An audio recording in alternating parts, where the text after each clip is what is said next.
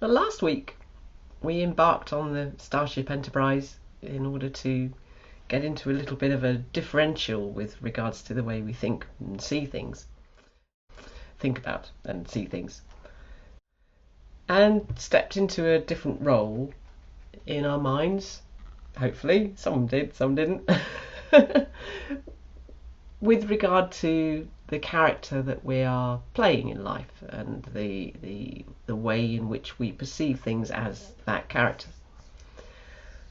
So from that, we come into understanding what enterprise actually means and what it represents. There are a couple of definitions of enterprise as a word. One is the go get 'em forthright adventure out into the wilds of risk and challenge and so forth. That's one version of enterprise. And another version of enterprise is, of course, the company, the organisation, the business organisation. It's also known as an enterprise. So there's a neat synergy.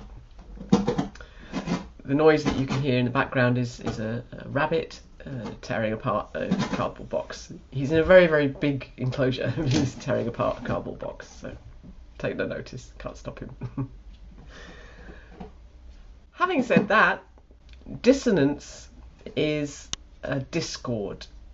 Dissonance is the challenge that sets up in our minds between the things that we might be expected to do and the things that we feel we should be doing.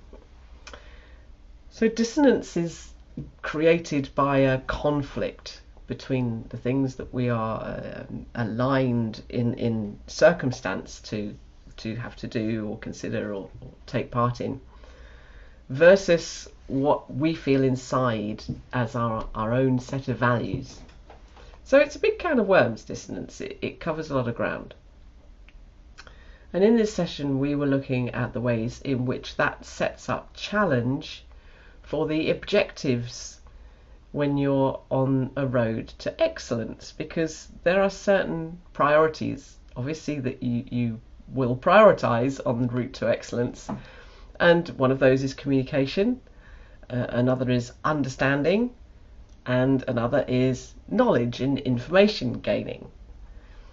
So these things, let's just take those three because they came up in the cooking pot of suggestions today. Let's take those three and then look at the challenges, the things that they have to face in order to be met, if you like. You want to get into a situation whereby you've got that communication and people have that understanding on an aligned kind of mission here, an understanding of where we're all going and what you want from the company and what you want the company to become. And therein lies the requirement for the information and the training and the support and the flow of everything that feeds that system. So it's very much a symbiotic kind of setup that you instinctively come to the conclusion is needed in a company that's infested with negativity. Negativity being an energy, remember, from way back at the beginning of this course, and it behaves in certain ways. Its priority, its prime objective is inertia. It seems that negativity drives towards inertia. That's all it wants. It wants everything to stay still and stop and not go anywhere and not change and not do anything. That's what negativity wants, it seems, in its raison d'etre of existence. And positivity, on the other hand, of course, is exactly the opposite. Positivity wants spontaneity and forward motion and movement and progress, and it wants to be able to enjoy change and wrap itself around opportunity and create and create and create more. So there is the juxtaposition of these two energies and what they align with themselves in their own right.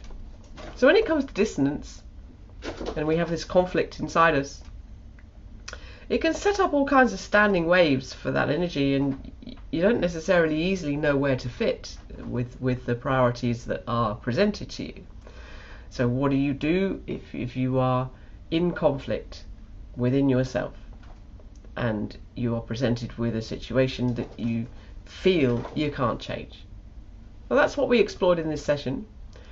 There are links, of course, to various aspects of what we discussed, and I will be providing those as usual in the website. So pop along and have a look. Oh.